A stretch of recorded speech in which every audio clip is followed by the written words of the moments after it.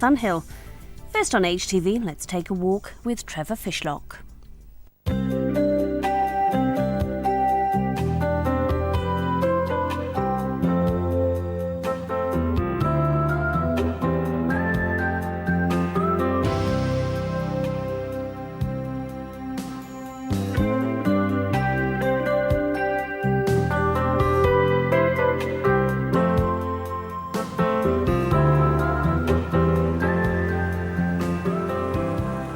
I thought for this walk we'd do some valley hopping. Nowhere in the world is there a landscape quite like this part of Wales. The Garw Valley, like its numerous sisters, saw the coal age come and go, and land and people have more than paid their dues. Yet beauty and grandeur remain, and, luckily for us, distinctive voices to tell the tales. In years to come, people will find it hard to believe what happened in the coal age. Today, coal mines lie like legendary tombs. I pass the mound which covers a famous pit in the Garw Valley. It closed in 1985, a footnote in the familiar story of the dwindling of coal and community.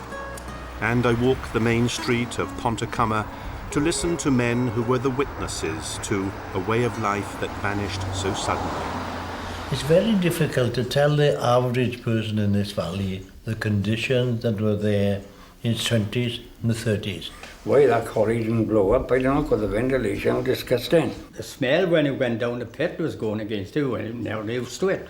The seam's very low, face was very low. I don't think the face was about 2 foot. It was on your knees and the face, and you still had to bend your back. But it wasn't quarry, I would never work in after the pal, as they call it, because there's so many rats there, and I'm petrified of rats, I tell you straight. The men's discussion group, Veterans of Coal, meets every Tuesday afternoon to talk about life underground. You couldn't afford to have enemies underground, because that man who was your enemy could save your life. Biggest enemies I find in the quarry was the North Walians. I mean, as miners, we'd have a certain price for a ton of coal. They'd come down and they'd do about for 3 months or 6 months less, just to guarantee the job. In Wood Street, which was a very poor street in Pontycymer, they overcome all those problems that we talked about. And they had their carnivals in the summer, and they had their jazz bands. And those sort of things went on to overcome the horrors that our Lou has been mentioning. There were more laughter then than there is today. Here stood the grand old Hippodrome, theatre and skating rink, run by the remarkable show business family Anderson. Well, in the normal circumstances, the big stars of the time would not have heard of Pontycymer, much less come here to perform. But because they were friends of the Andersons, and as a favour to the Andersons, they did come. And Pontycymer saw shows that would normally have only been available in the big towns or cities. George Robey, Houdini, Lily Langtry, G.H. Eliot, the chocolate-coloured coon, were only a few of the stars who appeared here at the Hippodrome. Another act to appear was Fred Carno's Mummingbirds, and the cast of that act included Charlie Chaplin and Stan Laurel. Showbiz capital of the valleys, but in 1922 the Hippodrome burnt down. The Andersons lost everything, were destitute, and far from their stay in Pontycymer being temporary, which was what they intended, they found themselves stranded here for the rest of their lives. Harry became a miner. Harriet went from street to street with a horse and cart, selling paraffin oil for the lamps that still illuminated most homes in those days. Perhaps they escaped their troubles by walking the mountainside. You soon leave the streets behind, and up here you're as high and as free as a buzzard. These steep slopes above the valleys have always been a world of their own, and it's only a few years since Tom Hopkins was filmed here, farming exactly as his father and grandfather before him. Get on there! Get on, Tango! Get on, Tango! Get on, come here! Go back there, go back, go back there! Go back there! Get on, Shep! Come on, Shep! Come on in, Shep! Come on, Shep! Come here, you. He never learnt to drive, never took a holiday. Here he was born, lived and died. Get on, chap.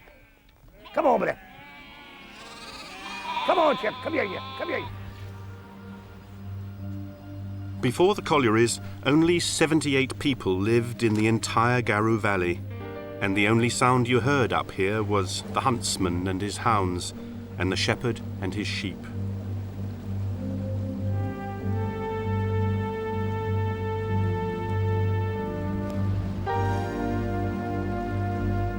A half-hour push brings me to the naked saddle of the mountain, and then there's the easy, exhilarating swoop down into Ogmore Vale, another of the little valley republics of South Wales.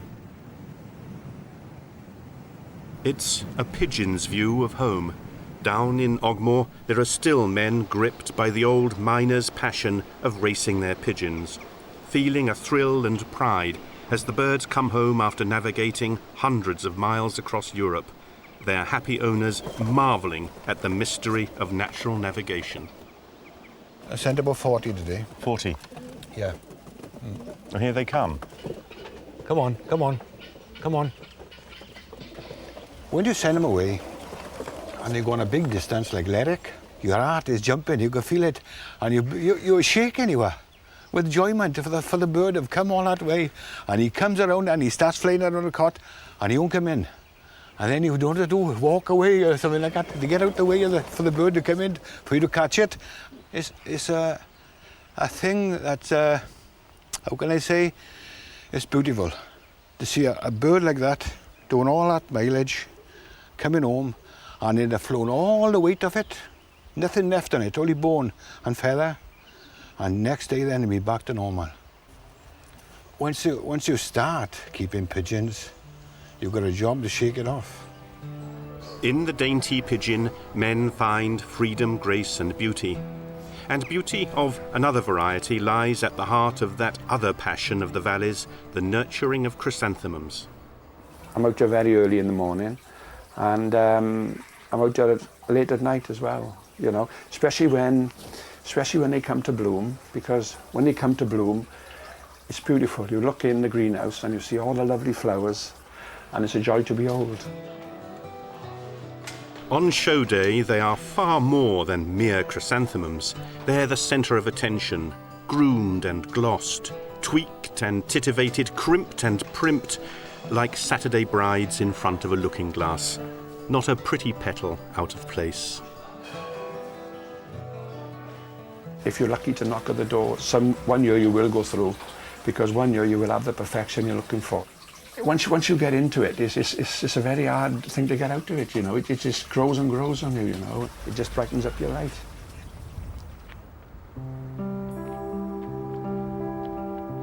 I leave the flowers of Ogmore Vale and, on this up and down journey, head over into the Dimbath Valley.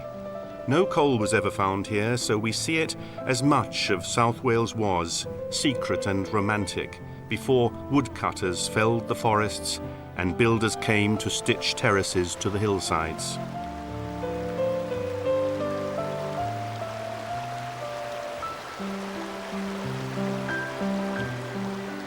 There was a time, they say, when a squirrel could swing from tree to tree all the way from here to Cardiff.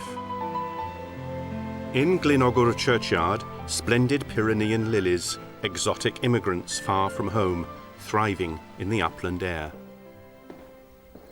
I'm here to see the tomb of a traveller who, in medieval times, journeyed over many wild tracks and antique lands. And here he lies, a pilgrim of renown, with all the adornments to show where his faith took him.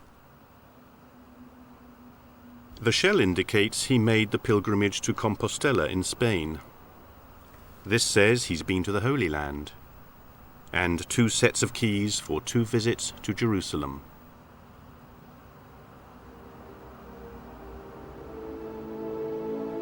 A pioneering Celtic saint founded a church on this land 1,400 years ago, and monks set out to spread the word.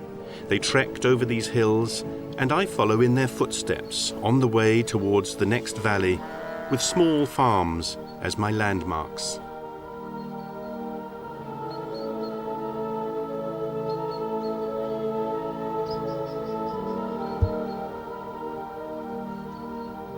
Hendre Ivan Goch, the farm owned by Lewis Hopkin, a star of 18th century Wales. Well, Lewis Hopkin was a genius. Besides being a farmer, he was a carpenter, and he was a stonemason, and he was a poet. He was the teacher of Iolo Morgannwg. Iolo Morgannwg came up here to have lessons from him. He was also one of the first nonconformists in this area. Tell me about his children. Well, he had 11 children, but only 4 survived to become adults. 2 of them were dwarfs. The eldest of the dwarfs, his second son, Hopkins, was only 32 inches high, just this height. They took Hopkin to see the king. Well, first of all, they took him to Bristol, and he was exhibited in Bristol, and people paid to come and see him because he was the smallest person known in Britain. And then they took him to London, to Jewry, and it said then that the royal family were very, very fond of him, and the royal children came to see him. And every time the Dowager Princess of Wales visited, she gave him £10. The clothes that Hopkin wore to meet the king are today in the museum at St Fagans. Poor Hopkin, only 18 when he died of old age. At his father's farm, they've kept the old Tibach, a monument to a more companionable age.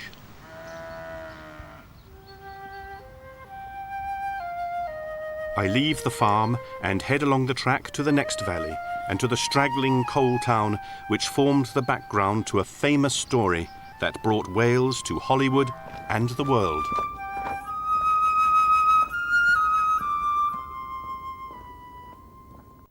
Gilfach Goch had more than its ration of drama.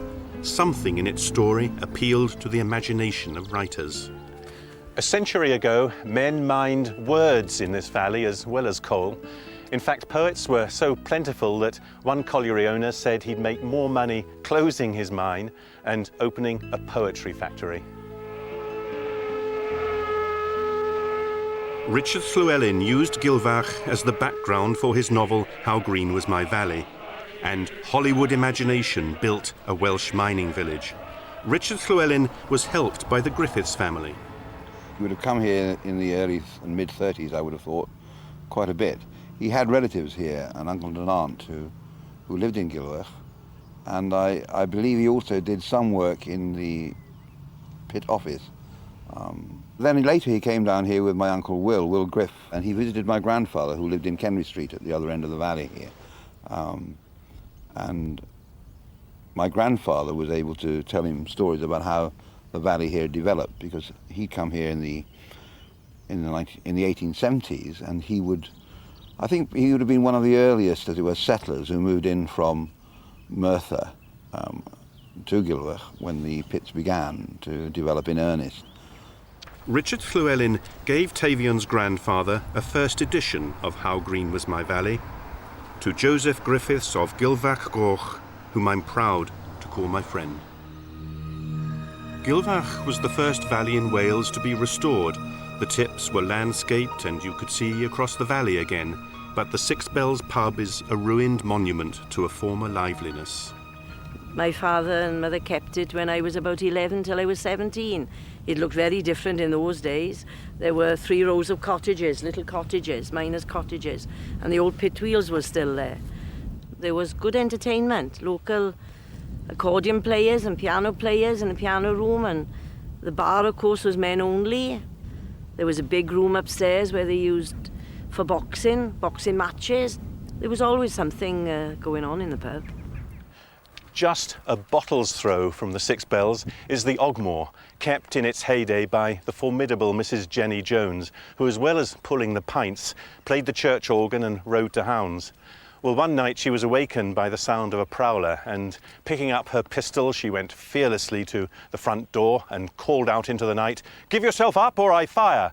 And she heard the plaintive voice from the dark of one of her regulars. "Oh, Mrs. Jonesbach, don't shoot. It's only me stealing your coal."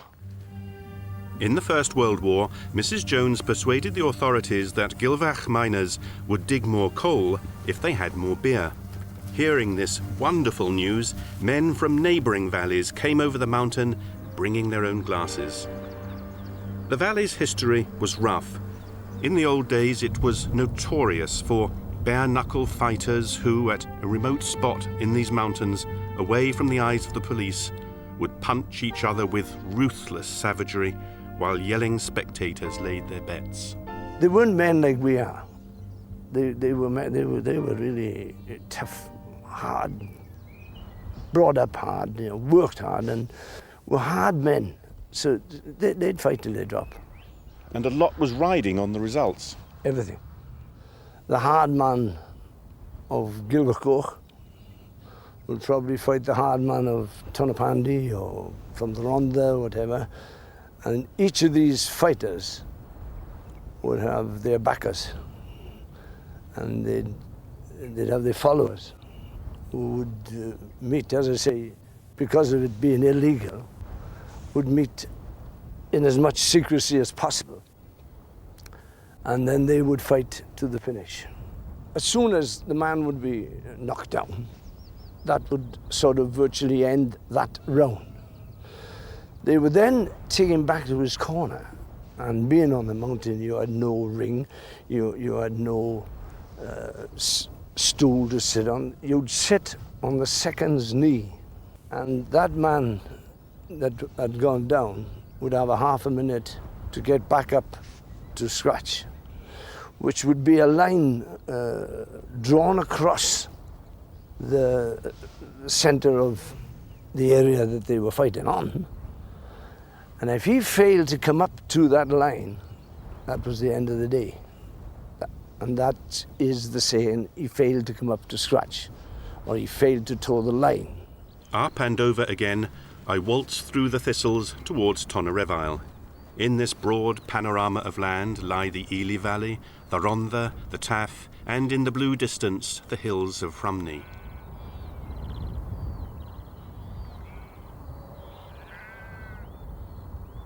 Our old friend Lewis Hopkin, the poet, had a hand in rebuilding the hill farm called Kylan, and he it was who carved this status symbol of a sundial and revealed his Latin learning. Time flies, and you can't get it back.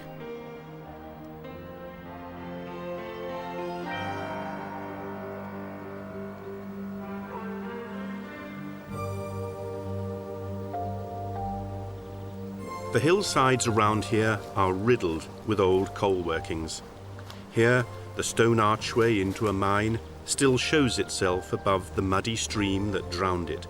Nature has reclaimed everything, and wetland plants flourish. There's an array of spotted orchid and ragged robin. Here's some greater spearwort and the early purple orchid, forget-me-not and cuckoo flower, and brave upstanding knapweed.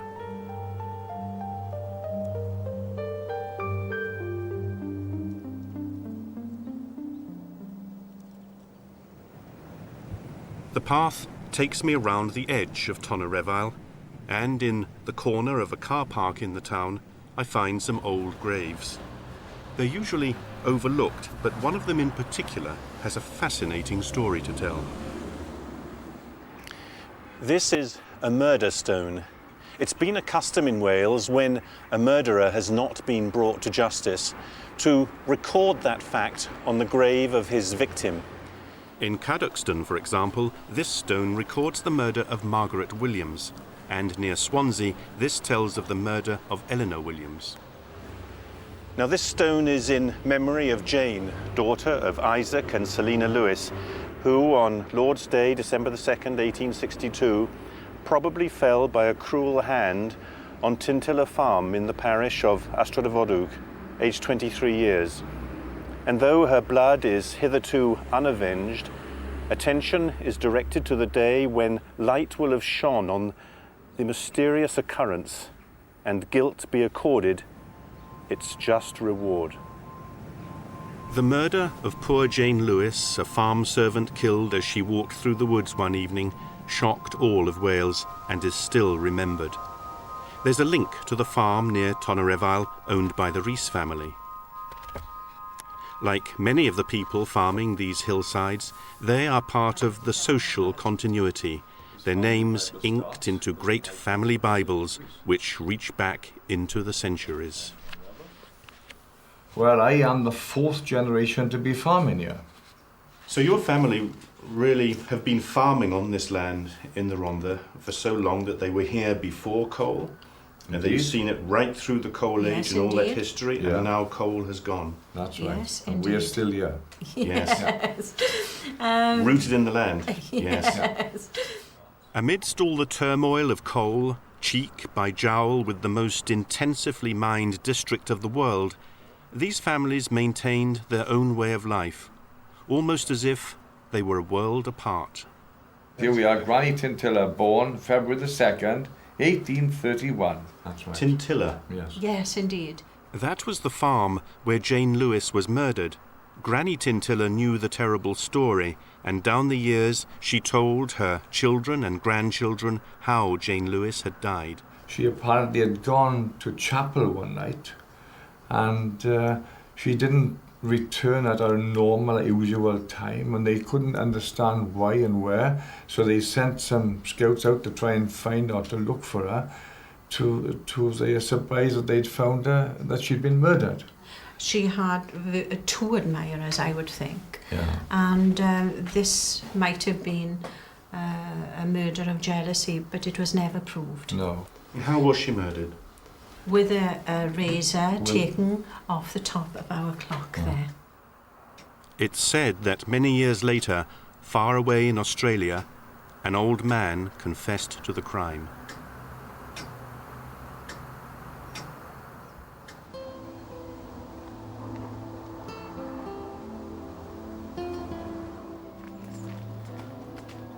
I follow the road to the dramatically named Pontycymer, the dell of treachery. But who was the victim and who was the rat? I need to delve in that uncertain ground that lies between plain fact and colourful legend. Well, this is a lovely example of the mingling of history and myth. The history is genuine, that King Edward II, who was the first English Prince of Wales, if we accept an English Prince of Wales, was involved in a civil war with his wife Isabella and a supporter Roger Mortimer, and somewhere or other in South Wales he was captured, having been betrayed, so the story goes, taken to Llantrisant Castle and then on to Berkeley Castle, where he was eventually horribly put to death. Now, local legend has linked this event with this actual spot, but the earliest written record in 1696 by Edward Llwyd does refer to a Cadogan of Abergorky who was murdered here. A legend, though, gets a lot of help from an authoritative marble slab. The strange tale of Edward II. It had been arranged for political reasons that he should be born in Wales, in Carnarvon Castle. And it was in Wales that he was finally and fatally betrayed. Join me next week. I'll be walking in Flintshire.